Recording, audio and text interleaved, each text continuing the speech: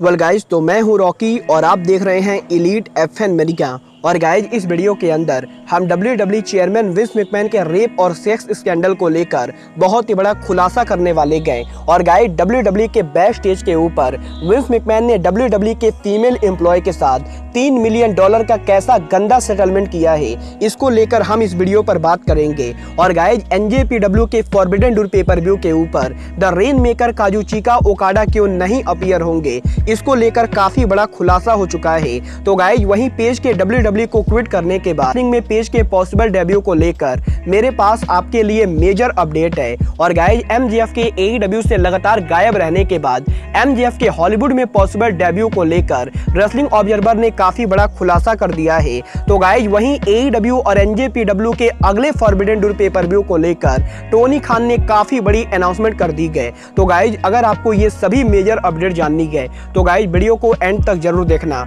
और गाइज, जिन लोगों ने अब तक वीडियो को लाइक नहीं किया है गाइज, वीडियो को लाइक कर देना। बट गाइज, चलिए अब बिना किसी देरी के शुरू करते हैं इस वीडियो को। और गाइज, सबसे पहले बात करते हैं WWE चेयरमैन विंस मैकमैन की। वेल गाइज, अगर आप लोग एक हार्डकोर रेसलिंग फैन हो तो गाइज आप लोग को ये स्टोरी अब तक तो पता चल गई होगी। बट गाइज, जिन लोगों को इस स्टोरी के बारे में नहीं पता है उनको मैं बता दूं, WWE में विंस मैकमैन को लेकर आज बहुत ही बड़ा खुलासा हुआ है, जहां पर WWE के बोर्ड ऑफ डायरेक्टर्स ने विंस मैकमैन को लेकर एक जांच कमेटी बैठाई थी। और गाइज, यहाँ पर अप्रैल महीने से ही विंस मैकमैन के ऊपर जांच कमेटी बैठाई गई थी। और गाइज, अब इस जांच कमेटी के एंडिंग रिपोर्ट के अंदर विंस मैकमैन को लेकर बहुत ही बड़ा एलिगेशन लग चुका है, जहां पर इस जांच कमेटी ने यह बताया है कि विंस मैकमैन ने आज से करीबन 3 साल पहले 2019 में WWE के अंदर एक फीमेल एम्प्लॉय को साइन किया था। और गाइज, उस एम्प्लॉय को साइन करने के बाद विंस मैकमैन ओरिजिनली उस एम्प्लॉय को $1 लाख की सैलरी दे रहे थे। बट गाइज, इसके बाद विंस मैकमैन ने उस फीमेल एम्प्लॉय के साथ सेक्स किया था।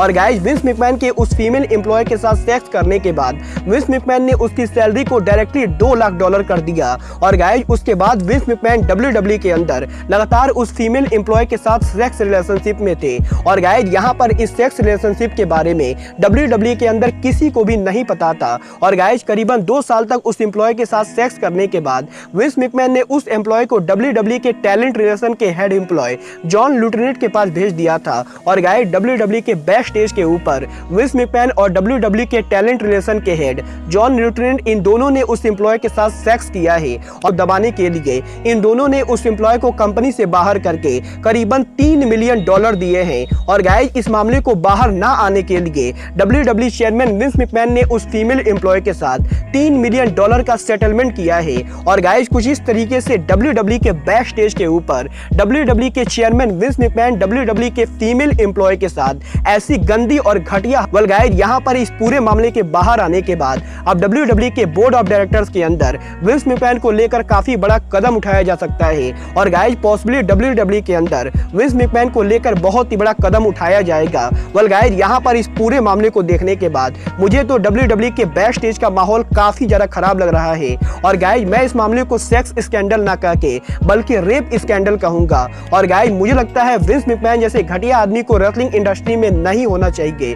बट गाइज, आपको क्या लगता है, WWE चेयरमैन विंस मैकमैन का इस तरीके का गलत काम करना सही है या नहीं? आप लोग मुझे कमेंट करके बताइए। बट गाइज, चलिए अब आगे बढ़ते हैं और बात करते हैं WWE की फॉर्मर सुपरस्टार पेज की। वेल गाइस, बात करें यहाँ पर पेज की तो गाइस, जैसा कि आप सभी जानते गए, पेज के WWE कॉन्ट्रैक्ट के एक्सपायर होने के बाद पेज फाइनली WWE को लीव करने वाली गए। और गाइस, यहाँ पर पेज के WWE को लीव करने के बाद पेज पॉसिबली रेसलिंग इंडस्ट्री के किसी दूसरे बड़ी कंपनी को ज्वाइन करेंगी। और गाइस, यही अब इम्पैक्ट रेसलिंग की करंट सुपरस्टार गेल किम ने पेज के पॉसिबल डेब्यू को लेकर काफी बड़ा टीज कर दिया है, जहां पर इम्पैक्ट रेसलिंग के टैलेंट रिलेशन हेड गेल किम ने यह कहा है कि अगर पेज इम्पैक्ट रेसलिंग को ज्वाइन करना चाहती गए तो guys, impact wrestling definitely page को कंपनी में आने का ऑफर देगी। और गाइज, यहाँ पर इम्पैक्ट रेसलिंग की तरफ से इम्पैक्ट रेसलिंग के दरवाजे पेज के लिए हमेशा ही खुले हुए हैं। और गाइज, यहाँ पर पेज के WWE को क्विट करने के बाद अगर पेज चाहे तो इम्पैक्ट रेसलिंग को ज्वाइन कर सकती गए। वेल गाइज, मुझे तो इस चीज की काफी कम पॉसिबिलिटी लगती गई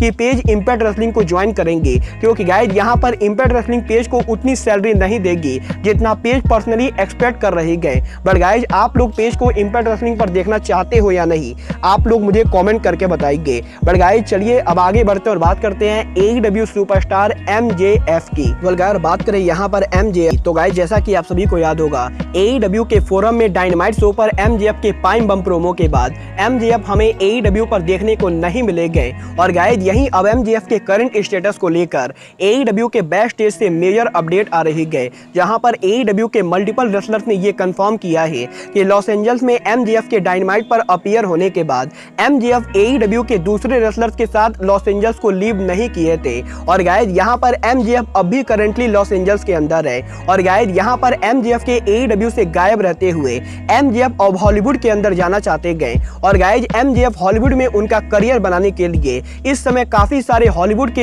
एक्टर और एम्प्लॉयज से बात कर रहे गए। और गाइस MJF पॉसिबली बहुत ही जल्द रेसलिंग को छोड़ के हॉलीवुड के अंदर उनके करियर को स्टार्ट करेंगे। गाइस देखना काफी ज्यादा दिलचस्प होगा कि MJF सच में हॉलीवुड में जाते हैं या नहीं। और गाइस अगर MJF हॉलीवुड के अंदर जाते गए तो गाइस वो रॉक जॉन सीना की तरह सक्सेसफुल हो पाते हैं या नहीं। गाइस आपको क्या लगता है MJF का हॉलीवुड करियर सक्सेसफुल होगा या नहीं, आप लोग मुझे कमेंट करके बताइए। बट गाइस चलिए अब आगे बढ़ते हैं और बात करते हैं AEW और NJPW के upcoming pay per view forbidden door की। गाइस बात करें यहाँ पर फॉरबिडन डोर की, तो गाइस इस हफ्ते AEW प्रेसिडेंट टोनी खान ने उनके लेटेस्ट इंटरव्यू के अंदर फॉरबिडन डोर को लेकर पॉसिबली बहुत ही बड़ी अनाउंसमेंट टीज कर दी गई। जहां पर टोनी खान के इस इंटरव्यू के अंदर टोनी खान जब फॉरबिडन डोर पेपर व्यू को प्रमोट कर रहे थे तो गाइस यहाँ पर इंटरव्यूअर ने टोनी खान से ये पूछा था कि क्या टोनी खान फ्यूचर में भी NJPW के साथ एक बार फिर से फॉरबिडन डोर पेपर व्यू करेंगे। तो गाइस यहाँ पर टोनी खान ने जवाब देते हुए ये कहा है कि AEW और NJPW के 26 जून के फॉरबिडन डोर पेपर व्यू के बाद अगर ये पेपर व्यू सक्सेसफुल रहता है तो गाइस टोनी खान NJPW के साथ मिलके हर साल एक फॉरबिडन डोर पेपर व्यू करेंगे। और गाइस जैसे AEW के अंदर blood and guts, road rager और दूसरे लगातार शो होते गए, वैसे ही AEW हर साल NJPW के साथ मिलके एक उनका फॉरबिडन डोर एनुअल शो करेंगे। और गाइस यहाँ पर टोनी खान ये एक्सपेक्ट कर रहे गए कि फॉरबिडन डोर पेपर व्यू के सक्सेसफुल होने के बाद अगले साल भी टोनी खान NJPW के साथ मिलके एक और बड़ा फॉरबिडन डोर पेपर व्यू करेंगे।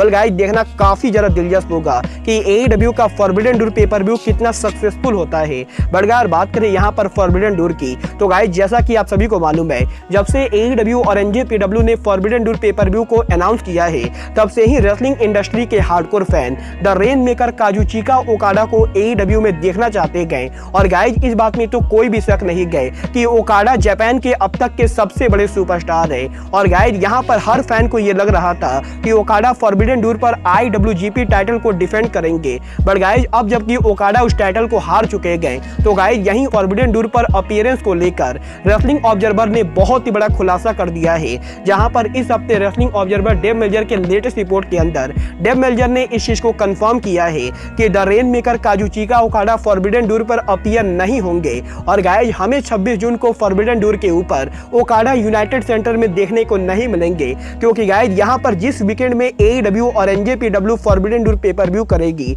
उसी वीकेंड में ओकाडा की वाइफ उनके पहले चाइल्ड को बर्थ दे सकती गए। और गाइस यहाँ पर ओकाडा के वाइफ के प्रेग्नेंट होने की वजह से ओकाडा फॉरबिडन डोर के ऊपर अपीयर नहीं होने वाले गए। और गाइस ओकाडा की वाइफ के प्रेगनेंसी के वजह से हमें इस साल फॉरबिडन डोर के ऊपर ओकाडा देखने को नहीं मिलेंगे। गाइस मैं पर्सनली इस न्यूज से काफी ज्यादा डिसअपॉइंटेड हूँ, क्योंकि गाइस मैं काफी लंबे टाइम से वेट कर रहा था कि ओकाडा AEW पर डेब्यू करे। बट गाइस अब जबकि ओकाडा AEW पर डेब्यू नहीं करने वाले गए तो गाइस देखना काफी ज्यादा दिलचस्प होगा कि फॉरबिडन डोर पर NJPW और किन किन बड़े रेसलर को भेजती गए। बट गाइस आप लोग फॉरबिडन डोर के लिए एक्साइटेड हो या नहीं, आप लोग मुझे कमेंट करके बताइए। बट गाइस अब आज के इस वीडियो में बस इतना ही। मैं मिलता हूं आपसे अपने अगले वीडियो में। बट गाइस तब तक के लिए just like Kenny Omega says, good bye, good night and bang.